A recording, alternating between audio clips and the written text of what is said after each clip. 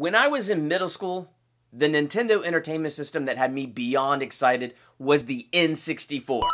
And I have not been excited about a Nintendo Entertainment System as much as I am now until the Nintendo Switch. And now I have Mario Odyssey, I've beaten it, and we are going to talk about it.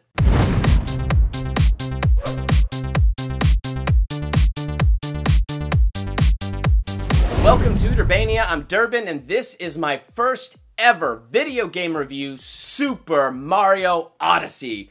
I bought the Nintendo Switch for this game. When I first saw the trailer for Odyssey, my face melted off. I was so excited. Mario 64 until now has just been my favorite 3D Mario game. I love Mario 64. I loved the whole N64. Like, that was just one of my favorite Christmas presents I ever got. I loved Mario 64, and there were parts of the Mario Odyssey trailer that kind of reminded me of it, and I was like so excited. And that hype, I gotta tell you, this game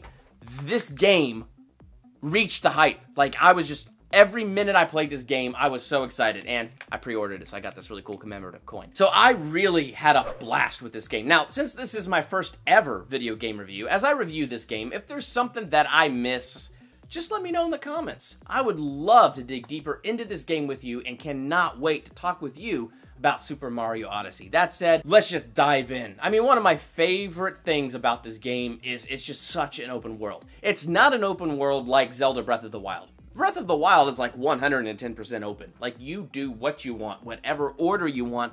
I mean, you just, whatever. Just play the game. The world is your oyster. Now, Mario Odyssey is a bit different.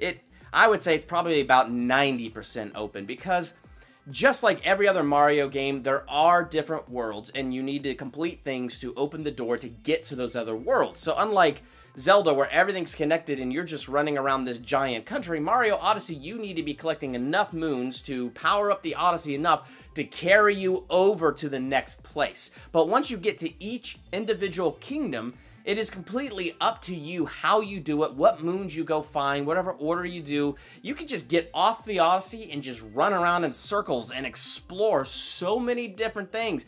And dude, there are so many moons in this game, I just don't even know if I'm ever going to be able to collect them all. I mean, in Mario 64, I was one of those OCD people that wanted to figure out how to get all 120. All 120 stars. I wanted them all, and I was going to do what it took to get them. And then there were levels that ticked me off so much, like TikTok clock. I hated TikTok clock. I hated it. Now, in Mario Odyssey, there's nothing like that. Like TikTok clock, and there's other Mario games where there's things that are just so difficult and tedious and frustrating that it just makes me angry. It makes me drop the controller and I just have to walk away. And I did not feel like Mario Odyssey had that. There are things that brought me close. One of the things that brought me close is riding that Jaxi. In the Sand Kingdom, as you're riding the Jaxi, there's this one area where you go into this like little underground thing and you have to ride this Jaxi on this narrow purple lava road, and one day I will go back and I will conquer that. So there's a few things like that, like the Jaxi, he's really awesome and a huge benefit in the game, but he is so hard to like point in the right direction because he doesn't stop. You hold the brake and he's like, you know, but he doesn't stop. So it's really hard to line him up where you need to go, but like once you get it, it's pretty good, but like it's kind of hard. So there's a few things like that that have made me mad. A few things, but not like other Mario games that have really infuriated me, and I really appreciate that. In fact, just to speak to that, I beat the game in like 4 or 5 days. Granted, I stayed up till about 2 a.m., but I've never done that. I mean, I've beaten games, but I've never beaten a game that fast, and I beat this game really fast, and I was really surprised. And by the time I was in the final kingdom, and I knew it was the final kingdom, and I'm in my final showdown with Bowser, I was actually a little disappointed. Because I was disappointed because I loved the game so much. I'm like, I mean, I know I'll go back and look for other moons that I missed, but like, that's all I'll have. So this kind of stinks that I'm at the end. I beat the game, and it unlocked more. Like, once I beat the game, a new kingdom opened up.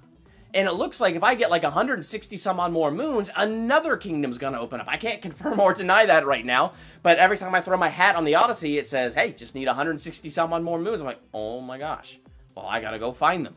I mean, that's how many moons there are. There are moons all over the place. And one of the things that's cool about the moons being all over the place, it's kind of helped me let go of that OCD of trying to find all of them. I would like to get all of them for sure.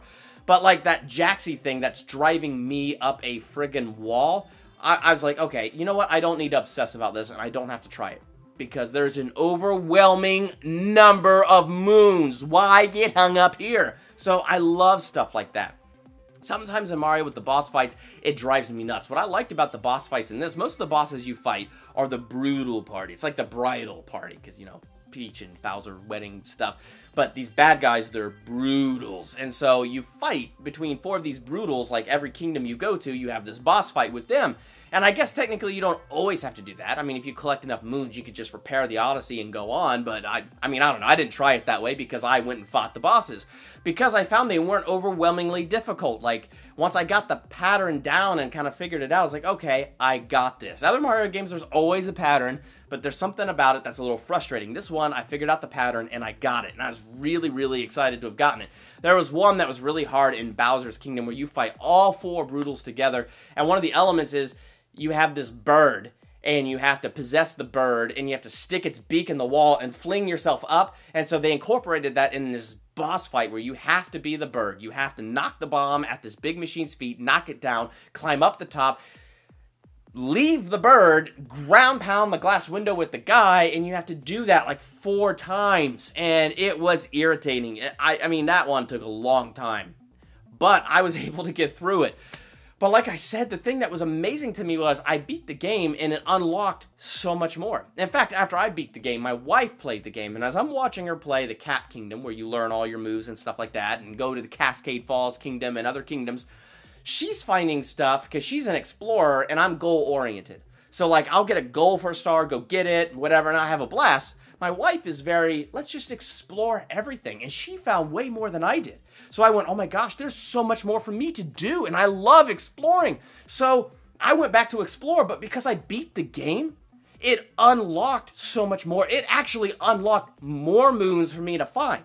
So even though I'd already been to the level, there's the let me explore and find what I missed. And then there's the explore, now let me find the new moons that are here because I beat the game, and beating the game unlocked so much more. Like, I've never seen that before, and it's awesome. One of the other things that's really cool about this game, it has a strong Mario 64 feel. It has its own unique flavor, and at the same time, it had a little bit of a Mario Galaxy feel. Not like the gravity situation with Mario Galaxy where you're running around all those little moons and asteroids, and you're upside down, you're sideways down, I don't know. None of that. I mean, like, the motion controls. So you can play this game however you want. I liked playing it like this, with the 2 Joy-Cons separate, because I could sit back and do the casual play. I like throwing my hat, not hitting Y, but just, I like doing that. That was really fun. And so, you know, I would play like this and do the casual play. But you can also take your little controller thingy here, and you could stick it in and, you know, play it like a regular controller, or, you know, you put it portable on the sides of your device and you do it that way. So you can play it however you want. But me, personally, I liked how the game suggested and doing it this way. Like, that was really cool. So the controls are good. The controls are super easy. It's like, your top buttons are throw the hat, your bottom buttons are all jump, and so, like, it's so basic, and I really like that. So, I don't know what else to say. I'm going to give Super Mario Odyssey an A+.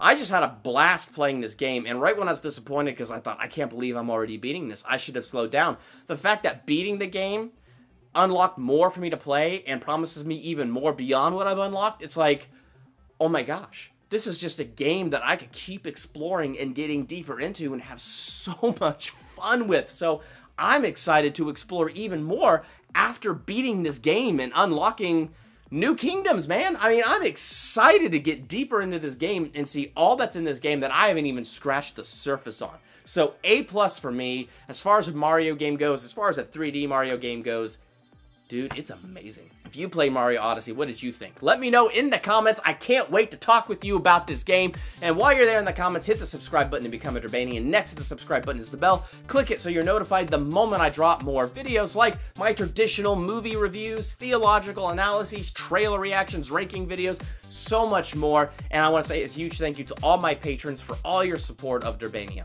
I'm Durbin. Thank you for checking out Durbania.